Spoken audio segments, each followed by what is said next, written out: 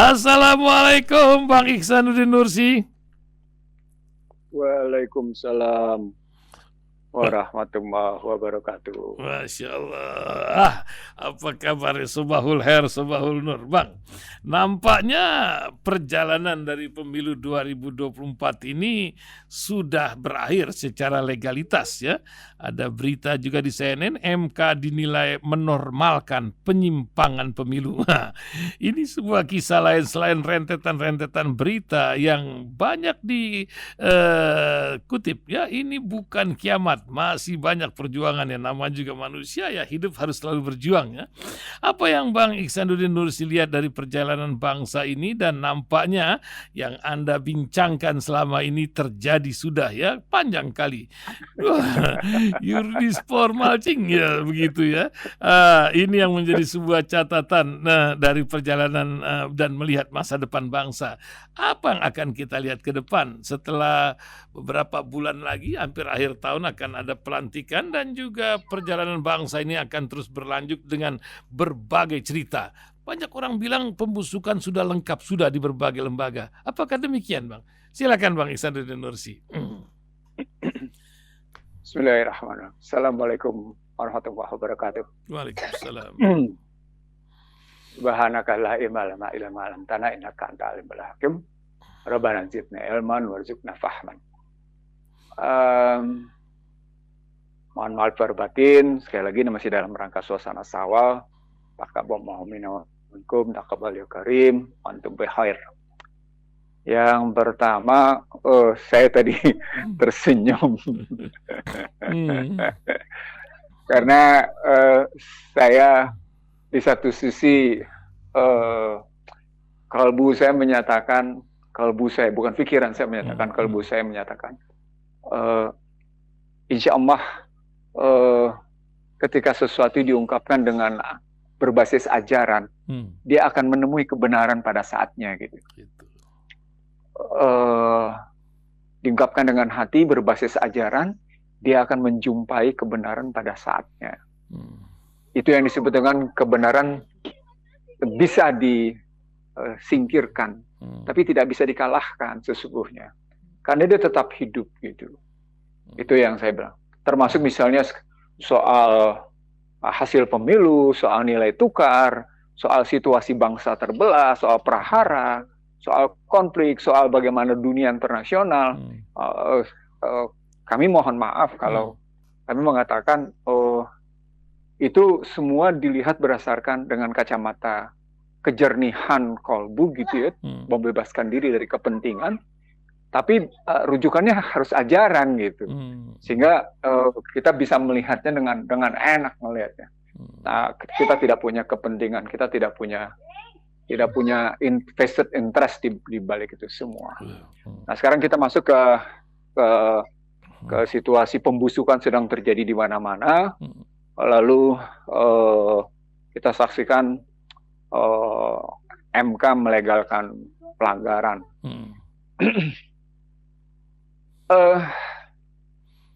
Kalau nonton, saya sampai kemarin memviralkan.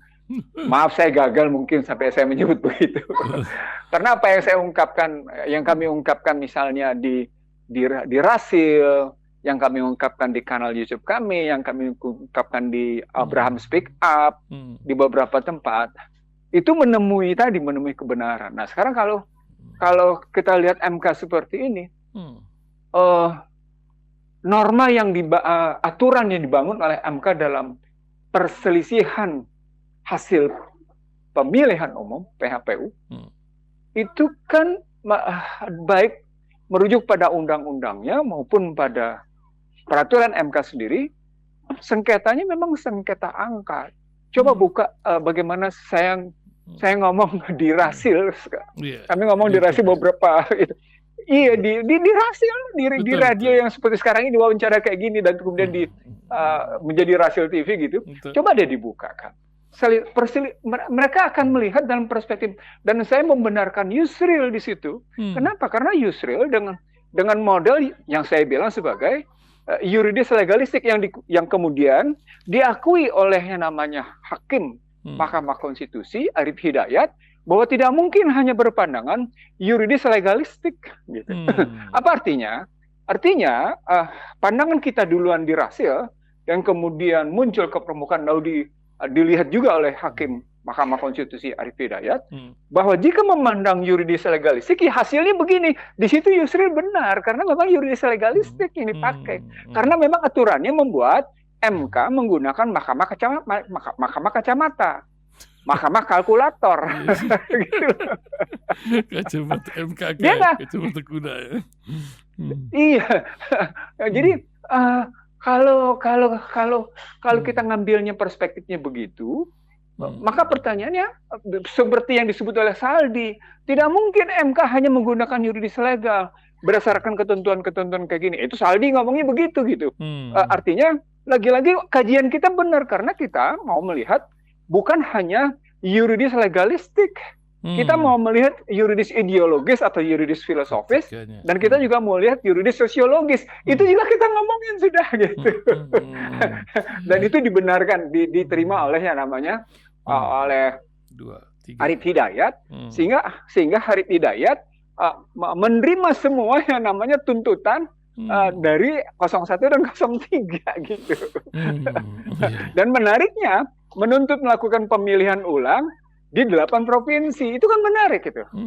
Dan semua provinsi itu adalah provinsi dengan suara besar gitu. Dengan provinsi suara besar. Lalu soal keterlibatan bansos, soal keterlibatan aparat, soal pemilihan pilkada yang kayak gitu, ya itu sih udahlah. Itu bagian dari upaya penguatan untuk melakukan kecurangan. Tapi minimal, Masya Allah, Subhanallah, Astagfirullah, kita sudah wa tawasabil haq, wa tawasabil sabr. Maka ada beberapa teman menyatakan pada saya, abang nggak gagal karena abang sudah wa tawasabil haq, wa tawasabil sabr. Itu sudah disampaikan. Dengan begitu, sesungguhnya seperti juga saya bilang selalu, jangan berharap tinggi pada MK. Mestinya ketika ada keputusan MK tentang pelanggaran kode etik, 0103 mengundurkan diri. Itu. Apalagi sudah kita sampaikan berkali-kali, ada DPT fiktif. Ini saya sedang melakukan kajian. 50 juta itu. Iya, saya sedang melakukan kajian relasi antara pertumbuhan penduduk dengan pertumbuhan jumlah pemilih. Pertumbuhan suara. Itu saya mau lihat, ada nggak korelasi signifikannya? Apakah memang pertambahan jumlah penduduk punya relasi signifikan dengan yang ini saya bukan dalam rangka membenarkan demokrasi liberal, tapi menggunakan kekuatan metode intelektual aja deh. Ya kita lihat sebenarnya mereka sendiri bisa nggak membuktikan bisa nggak kita ajukan cara lo sendiri gue buktikan salah gitu loh dalam bahasa betul.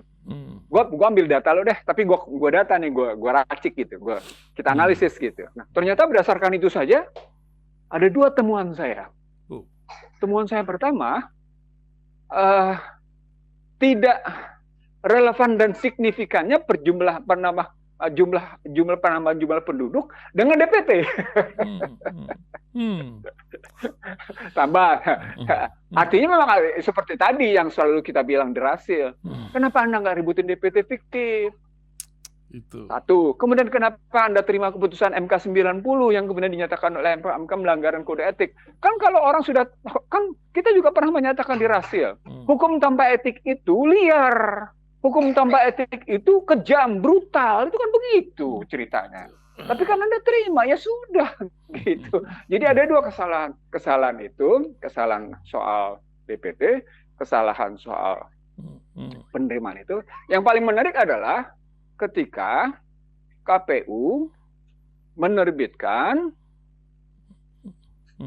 peraturan Komisi Pemilihan Umum nomor 349 tanggal 17 Maret 2024 yang berniat menutup-nutupi hasil perhitungan suara sebagai data terbuka dan rahasianya selama 3 tahun. Kan sudah kelihatan motifnya. Jadi coba berapa kesalahan tuh gitu loh. Jadi memasalahkan angka dengan basis kayak gitu, ya sudah nggak ketemu dong yang satu. Anda ributin soal proses dan substansi, ini ributin soal sudahlah hasilnya aja kita ributin, ya kan nggak ketemu jadinya gitu. Kalau itu, nah dari sana kalau orang bilang terjadi pembusukan, Masya Allah, Subhanallah, Subhanallah, Subhanallah. Ini rasanya silakan buka tulisan saya. Tulisan saya berjudul Shame on You Joko Widodo. Itu November 2014. 2014 saya sudah Shame on You Joko Widodo. Jadi kalau PDIP baru sekarang kayak gini, saya udah ingetin PDIP. Coba deh masuk ke situs gitu, masuk ke Google Search, mesin engine Google atau mesin Google Bing atau apapun ceritanya, cari Shame on You Joko Widodo, Iksanuddin Nursi, keluar itu gitu. Artinya ya itu sudah kayak gitu. Jadi karena itu diterusin ya sekarang terjadi pembusukan, ya iyalah pembusukan pasti. Setelah KPK, padahal dia DPR ya semua. Dan semuanya kayak gitu. MK bilang ini jangan jadikan keranjang sampah di sini. Ayo dong di DPR juga bergerak. Tapi nampaknya hanya pengadilan akhir zaman atau pengadilan akhiratkah akan masuk kepada fase itu yang menjadi tertawaan buat mereka sebagian. Gimana, Bang? Kalau masuk ke kalau ini saya ngomongin di Abraham Speak Up, nggak mungkin bikin angket, nggak mungkin. Kenapa? Karena semuanya tersandera. Dari perubahan dari rawat jalan menjadi rawat inap istilah saya kan. Iya. Kan juga bisa kita munculin rahasia. Semuanya kan tersandera. Jadi yang saya bilang dalam segitiga, politisasi, komersialisasi, dan kriminalisasi kan segitiganya begitu. Dan itu kan pasal 6 ayat 2. Politisasi, komersialisasi, dan kriminalisasi. Bansos dipolitisasi, kan gitu ceritanya. Jadi jatuhnya tidak gitu. Diakui di MK ini cerita bansos itu. Tapi apa yang bisa umat melakukan?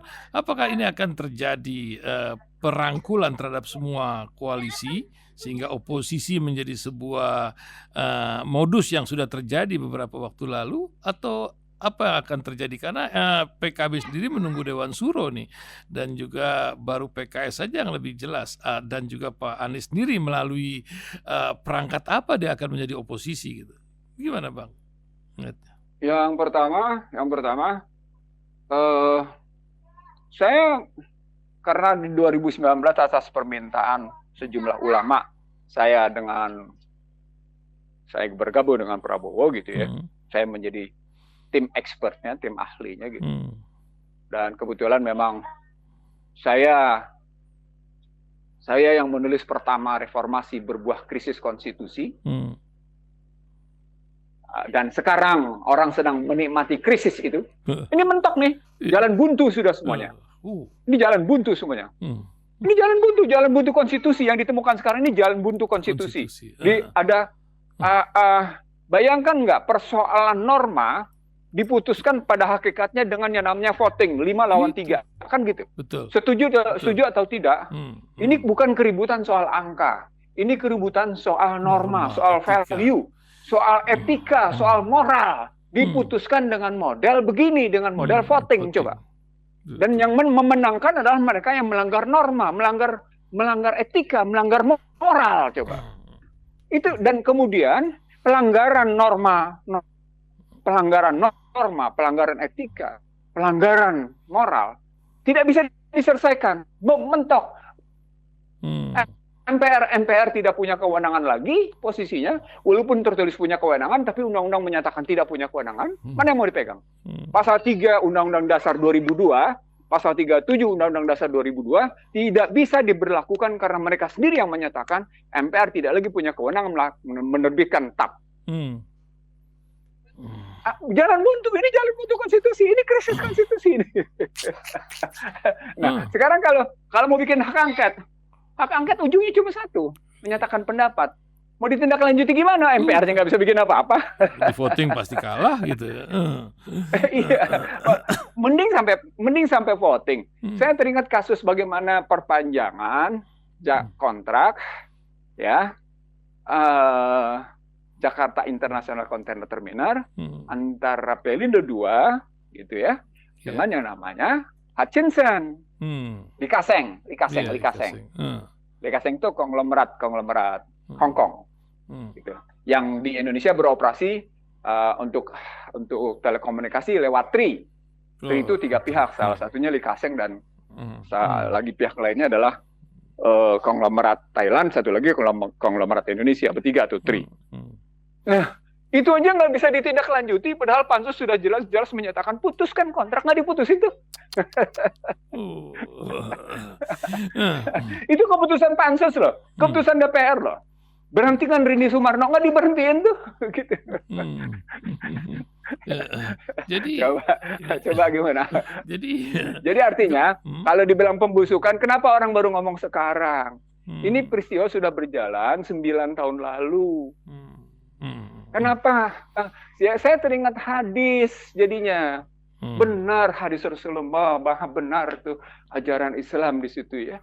Yang menyatakan ketika si bodoh menjadi pemimpin, ketika sesuatu diserahkan bukan pada ahlinya, kehancuran yang akan terjadi.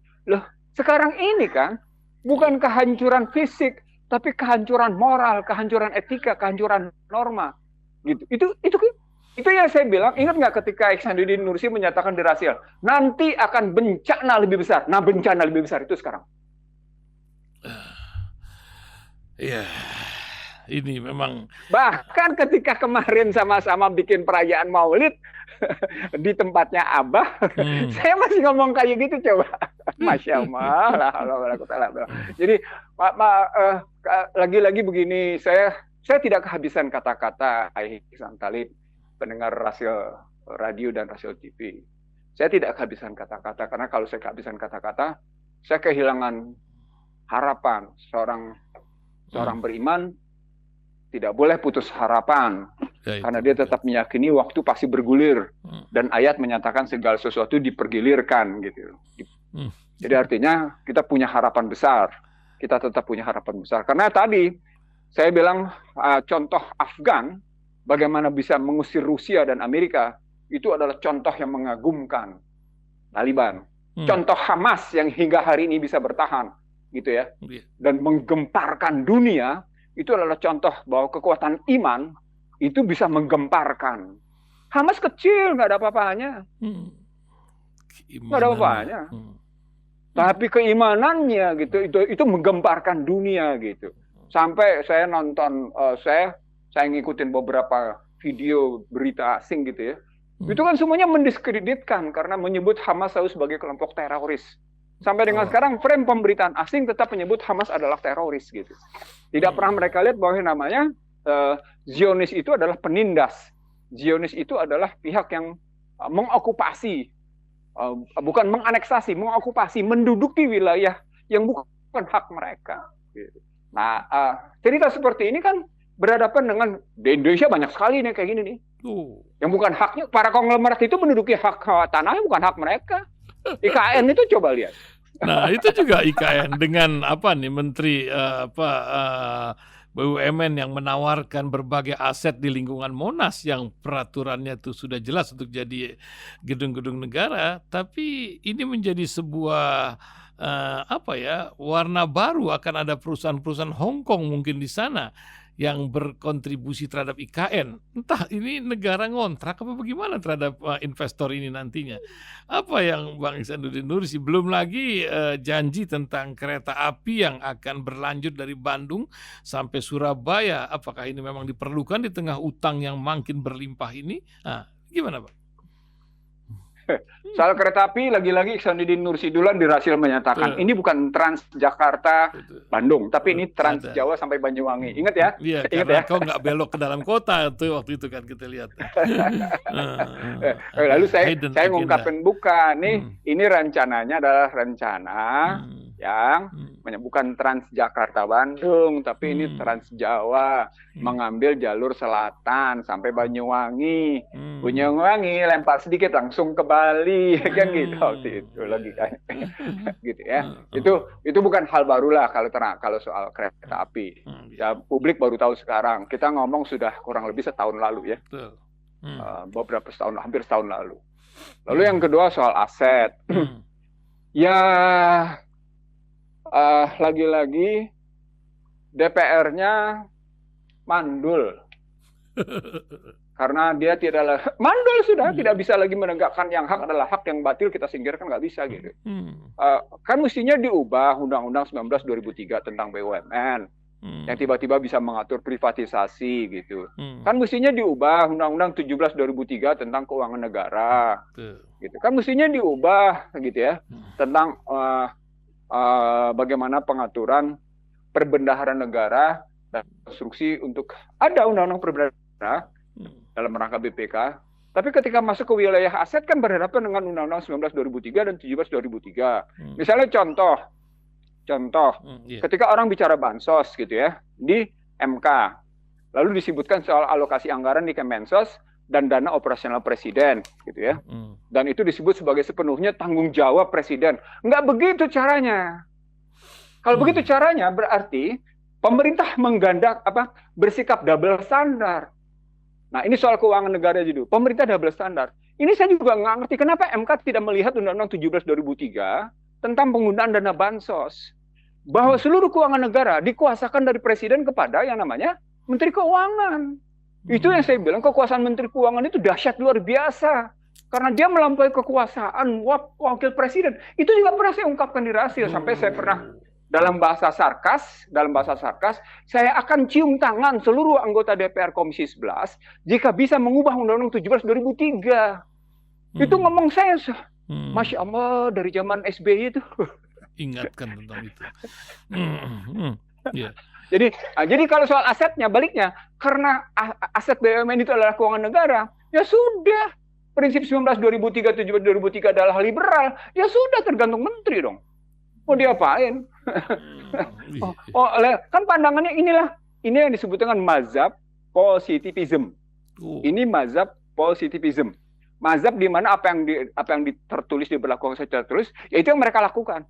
Di luar itu ada soal semantik, ada soal cita-cita lain, ada soal nggak ada urusan. Karena positivismenya tertulisnya begitu, ya mereka kerjain itu. Apakah itu sesuai dengan aspirasi? Nggak ada urusan. Apakah itu sesuai dengan etika masyarakat? Nggak ada urusan. Apakah itu sesuai dengan moral? Nggak ada urusan. Gitu. Jadi kalau lagi cerita-cerita tentang bagaimana Erick Thohir mau menjual aset, ya ini mazhab positivism yang ditampilkan oleh sejumlah pengacara kemarin di Mahkamah Konstitusi, itu mazhab positivism. Gitu. Nah, ada yang mencoba keluar, dan lagi-lagi Arief Hidayat dan Saldi serta Eni mencoba masuk ke dalam kerangka apa yang selalu saya ulang-ulang. Yuridis legal, no, bukan sekedar etiket. Yuridis legal, yuridis sosiologis, yuridis filosofis, atau yuridis ideologis. Nah, itu yang diambil oleh 3 hakim itu. Artinya supaya tidak kacamata kuda berdasarkan mazhab positivism. Gitu. Makanya bukan sekedar rule of law, tapi di sini rule of ethic, rule of moral gitu. Jadi itu mau ngelihatnya kalau kita mau ambil begitu gitu. Nah, kekacauan sekarang yang silahkan buka di Bangsa Terbelah itu sudah saya paparkan habis gitu di situ ya. Sekarang ini finalisasi saya sampai saya menyebut ini tunggu aja 235 240 kita ini pecah. Oh, sekarang sudah beredar sedang rame di Twitter, di X tentang bendera negara-negara bagian kok gimana? Karena Indonesia pecah. Itu kan asumsi orang sudah pecah aja kita kan gitu sudah. Kebayang nggak? Saya ngomong mentok Masya gitu. Allah. Iya, udahlah kita pecah aja lah. Sampai kayak gitu kan. Ini kan kalau saya kemudian meresponnya begini.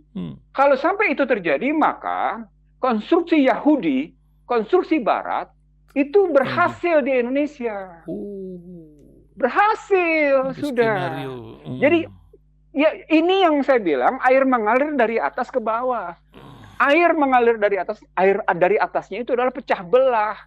Memecah belah sikap di atasnya. Dampaknya di bawah memang akhirnya, ya sudah kita pecah belah aja. Gitu. Itu karena mereka cuma sibuk soal bagaimana kekayaan diri mereka, keluarga mereka, dan kelompok mereka. Itulah cara-cara berpikir mereka. soal uang BPKH yang ada di majelis di Bank Malat mau digabungkan soal dengan Bank BTN Syariah, soal kemudian dana BPKH yang dipakai untuk infrastruktur, dana Basnas dipakai untuk infrastruktur, ini kan kacau semua. Riwayat pemberitaan, riwayat keuangan kayak gitu. Nah, kita harus punya jalan keluar. Jalan keluar itu yang saya bilang, berhentilah mengkhianati, mengingkari Pancasila. Berhentilah menjadi penjilat.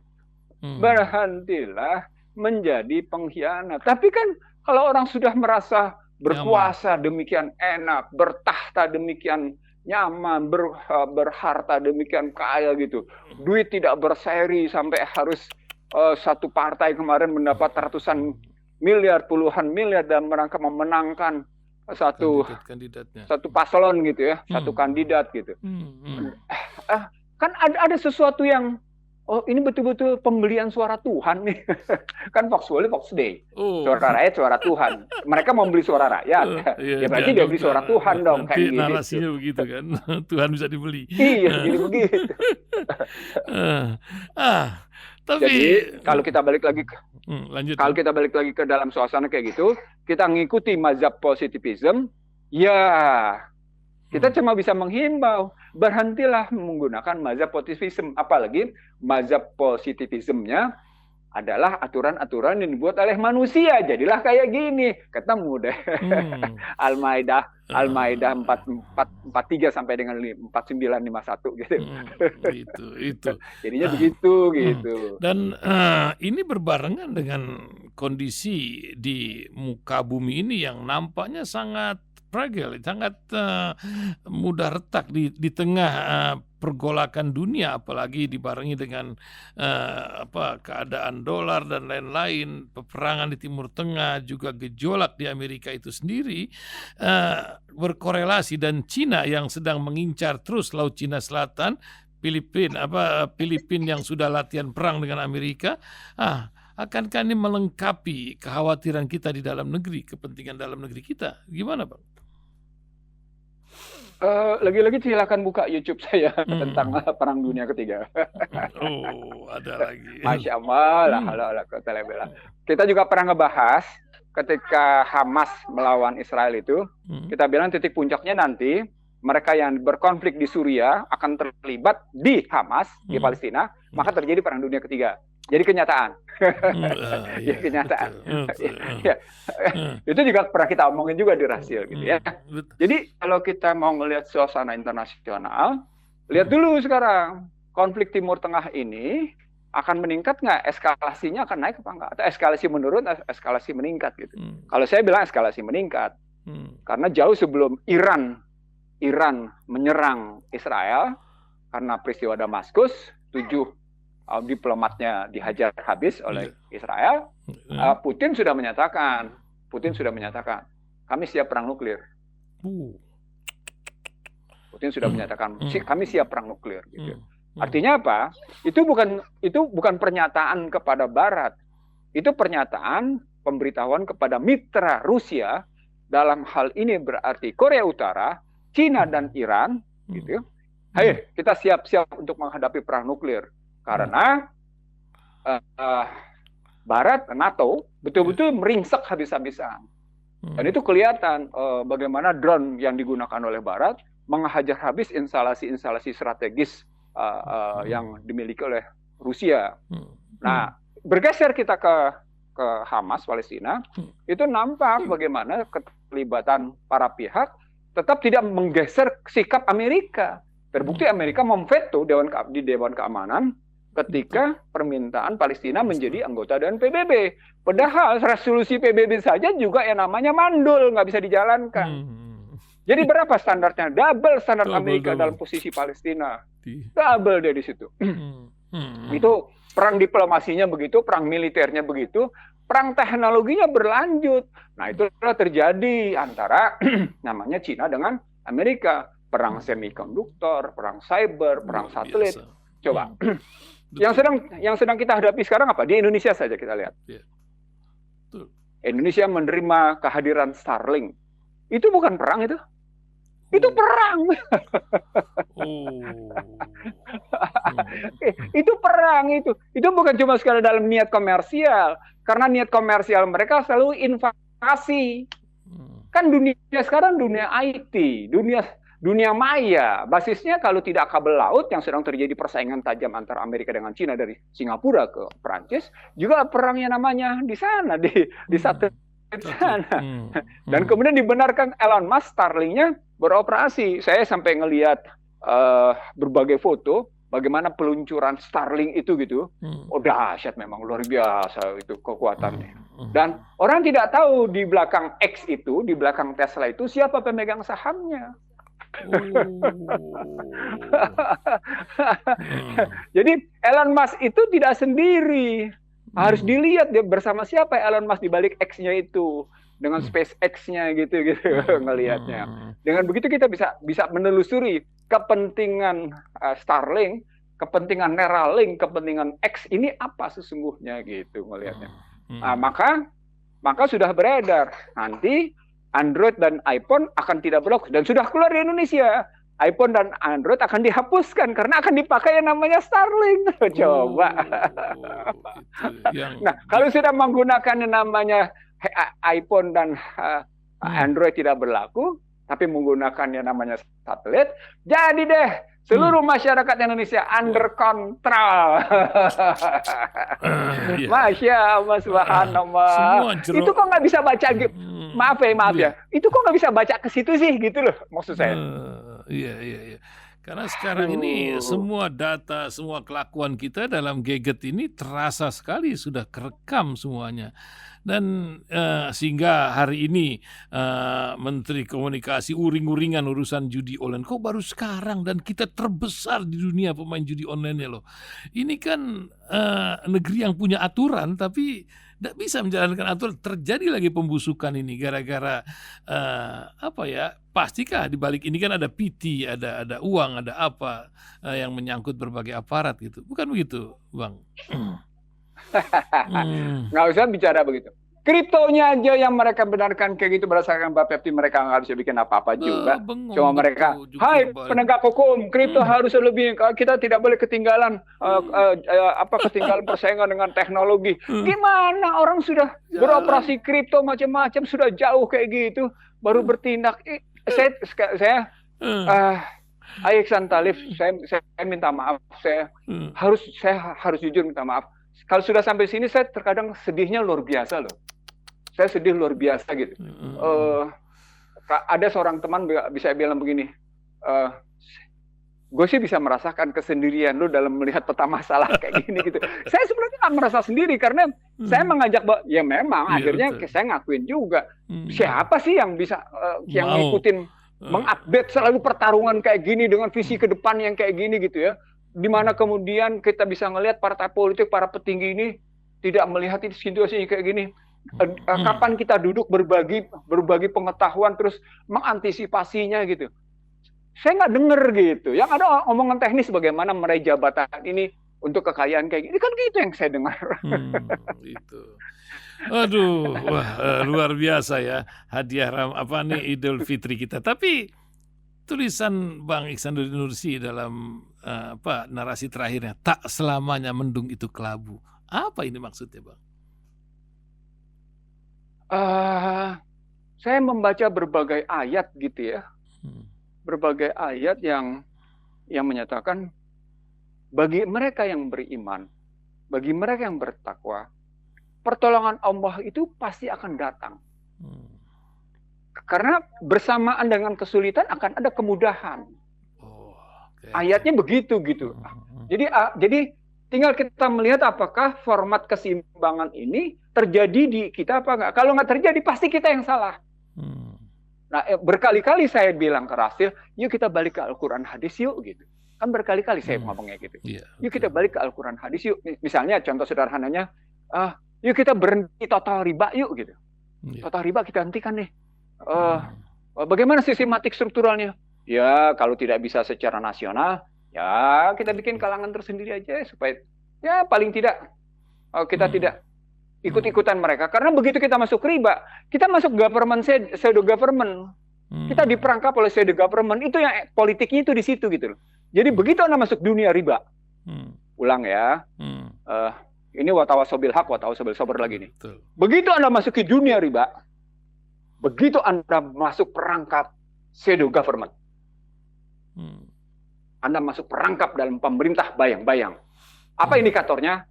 Ini juga datanya sedang saya muat di Prahara Bangsa. Jadi di Prahara Bangsa ini saya adu-adu berbagai model ayat Al-Quran. Jadi metodologi Al-Qurannya saya terapkan dalam buku sama seperti Bangsa Terbelah gitu ya.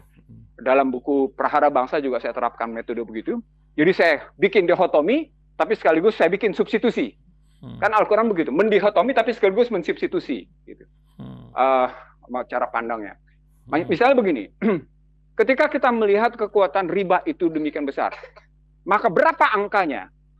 Angkanya saya dapat 2.701 triliun. Itu dari kekayaan para konglomerasi. Oke. Berapa angka riba yang sesungguhnya? 8.700 sekian triliun.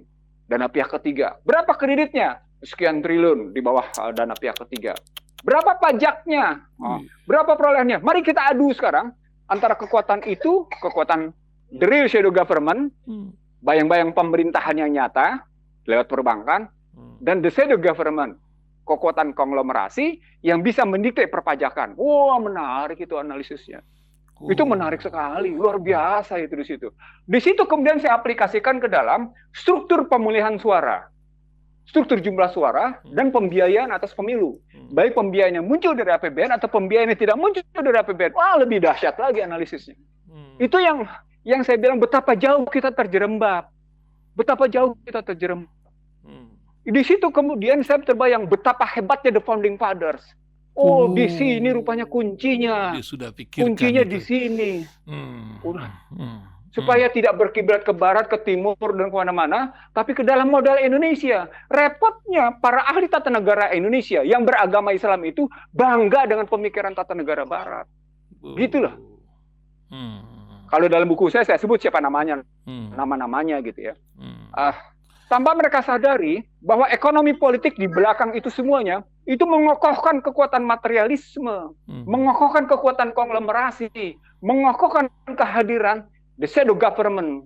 Bayangkan coba, di aspek perspektif keuangan, sudah kalah 4. Kita kalah di pasar modal, prinsip kita kalah di pasar uang, kita kalah di payment system. Penaikan dolar kita ini luar biasa dari tahun ke tahun ini, pasti ada kenaikan yang berbanding dengan negara lain. Geleng-geleng kepala lah kita, begitu, bukan begitu, Bang? Saya pernah berhadapan dengan seorang menteri yang kemudian sekarang menjadi koruptor dan dipenjara. Ketika saya bicara tentang nilai tukar, saya menyebut saya punya angka dari tahun 64 sampai dengan posisi terakhir saya punya sampai dengan Maret 2020. Apa yang terjadi? Saya bikin analisis 3 periode. Analisis pertama era Soekarno, analisis kedua era Soeharto, analisis ketiga era reformasi. Apa yang terjadi? Yang terjadi adalah makin kokohnya kekuatan asing di Indonesia, makin kuatnya pinjaman luar negeri di Indonesia, makin kuatnya investasi asing di Indonesia, makin lemah nilai tukar. Terbalik kan mestinya. Mestinya kan kehadiran asing memperkuat dolar. Tapi kenapa mesti begitu?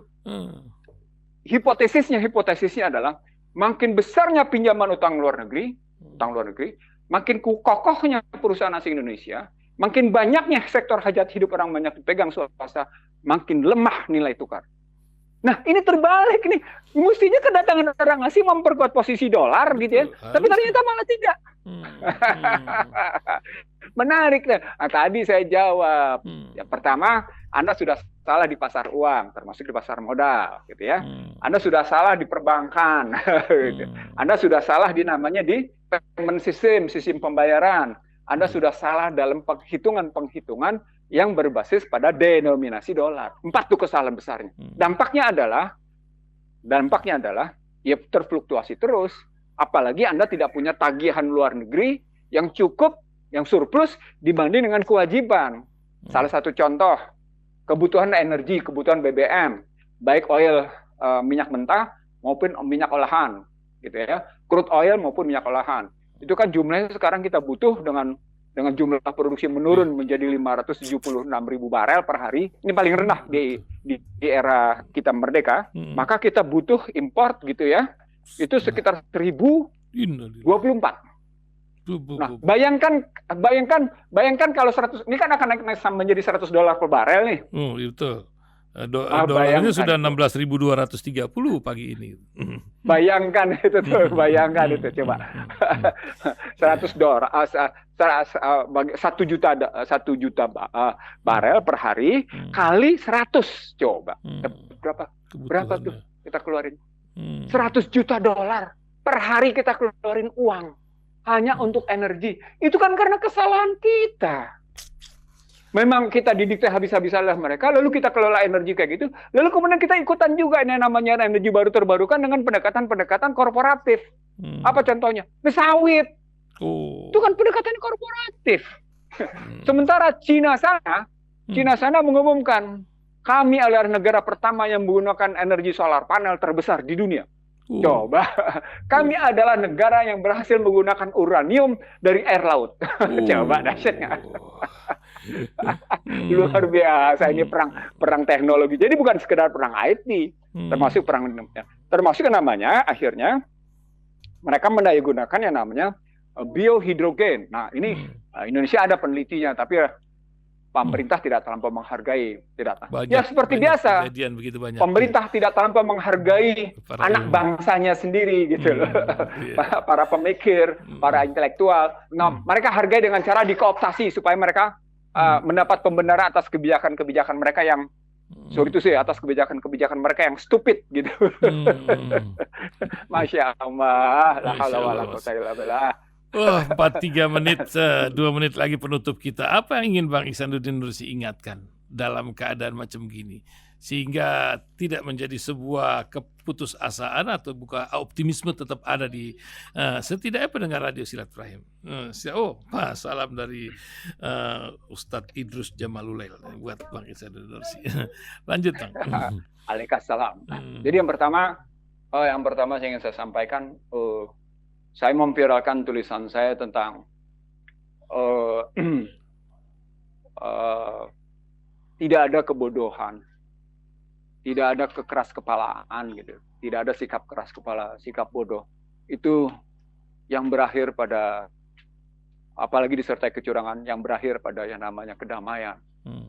Jadi kalau sekarang dirangkul semua, kooptasi semua, itu semu. Kooptasi semu, itu perdamaian semu. Contoh sederhana adalah bagaimana perdamaian dilakukan oleh Prabowo Subianto dengan Joko Widodo pada 2019 hingga sekarang. Semu. Saya ulang, itu semu.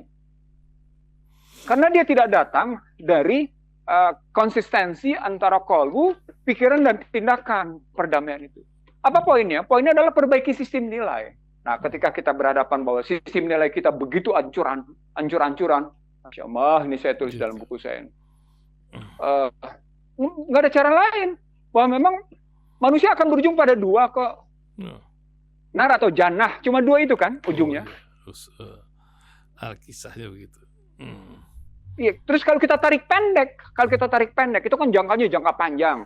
Tapi kan Al-Quran mengejarkan cara berpikir jangka panjang, jangka menengah, jangka pendek. Itu artinya konsisten dalam cara berpikir strategiknya. Kalau kita tarik dalam jangka pendek, maka dalam jangka pendek juga akhirnya akan dua. Apakah jannah, kebahagiaan, atau kemudian nar, hancur porak-poranda, nggak karu-karuan. Nah, kalau pakai rumah tangga namanya, apakah rumah tangga itu betul-betul sakinah mawadah warahmah, atau rumah tangga itu nar? Kan gitu.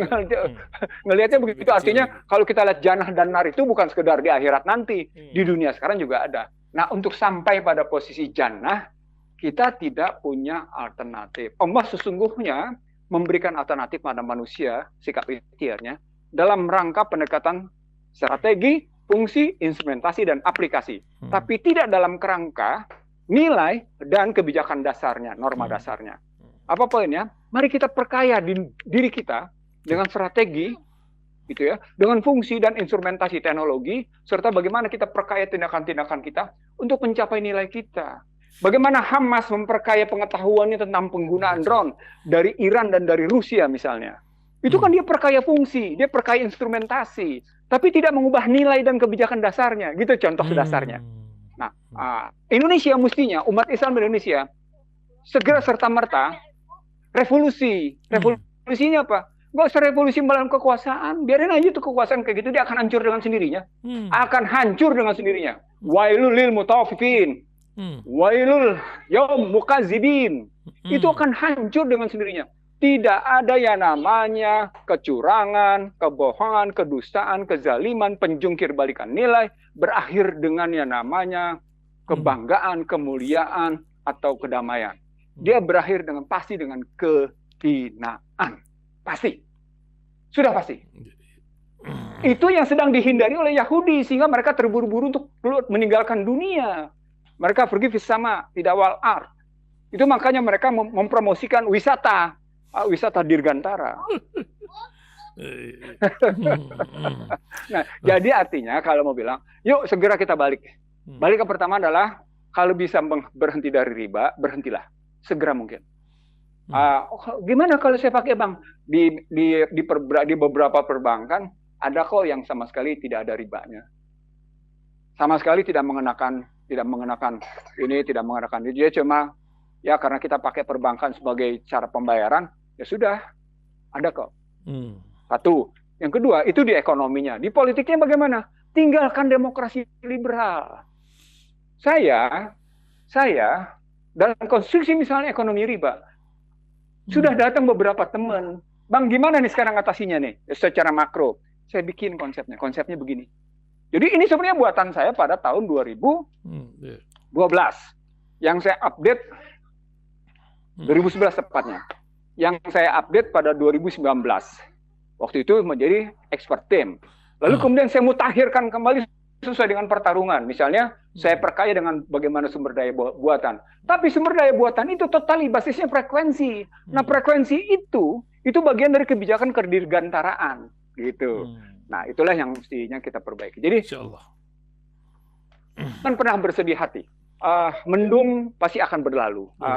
Mendung tidak selamanya kelabu. Malam tidak selamanya pasti akan bergulir. Percayalah, fajar cerah pasti akan menyingsing, dan kita akan dijemput dengan sikap keimanan yang tawaduk ke hadapan Allah Subhanahu wa taala. Subhanaka Allahumma wa bihamdika asyhadu an la ilaha illa anta wa astaghfiruka wa atubu ilaik. Assalamualaikum warahmatullahi wabarakatuh.